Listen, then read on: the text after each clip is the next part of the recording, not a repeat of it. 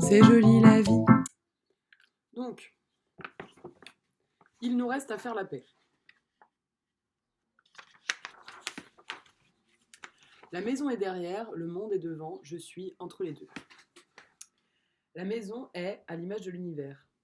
Le corps s'identifie à la maison.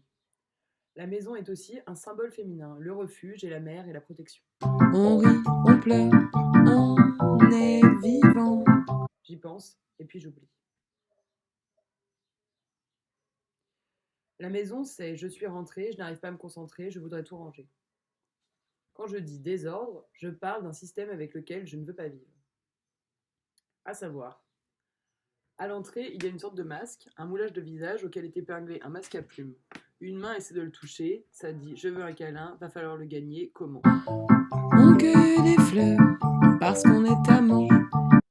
Au fond, un lit est défait devant un lavabo, le lit est turquoise, on y a contrecollé des fleurs roses. C'était des serviettes en papier. Sur le lit, le chat bâille. Depuis, il est mort. Hier j'ai joui. Je suis la flèche. Je passe devant une église, je me dis que je ne suis pas perturbée par l'idée de souffrir à cause de la vie. Mon amour, j'ai peur d'arrêter de te toucher. Je veux que le destin échappe au hasard. Je reviendrai flirter. Si tu meurs, je pars.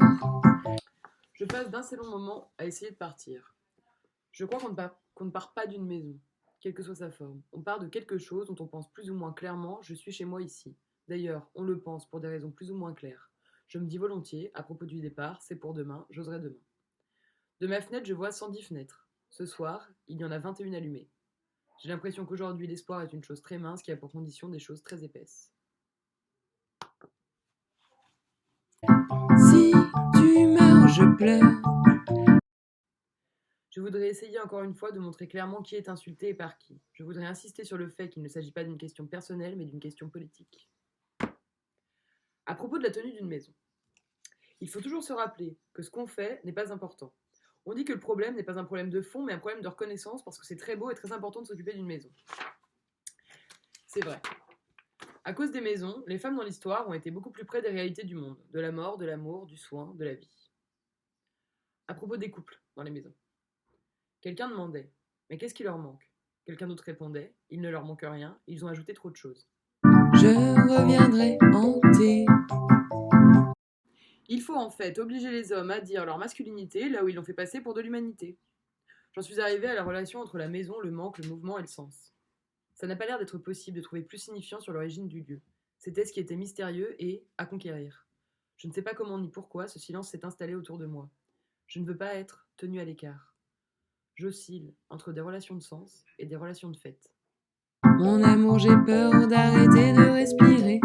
Je veux que la vie échappe au gravat. La vieille fille devient vite folle ou malade. Elle utilise des sites de rencontres pour obtenir des rendez-vous amoureux. À chaque fois qu'elle en arrive à un contact plus physique, elle leur avoue qu'elle est vierge. Je pense qu'elle ne devrait pas, au fond ça n'a pas d'importance. Ils lui disent qu'ils ne veulent pas porter la responsabilité de la dépuceler, ou alors ils disent qu'ils ne veulent pas s'engager pour longtemps. Elle raconte son premier baiser maintenant. Elle a 34 ans. C'était un bel homme qu'elle avait rencontré au bureau.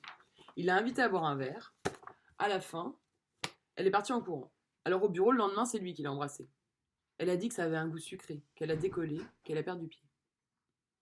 Elle a cru que c'était le début de quelque chose, mais cet homme allait se marier. Ça lui a brisé le cœur. Maintenant, elle dit qu'elle se sent pas finie.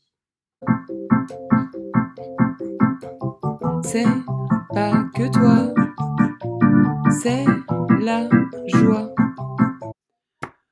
On pense à l'identité chaque fois que l'on ne sait pas où on est chez soi. Je ne sors pas beaucoup de la maison, mais je regarde la météo quasiment toutes les heures.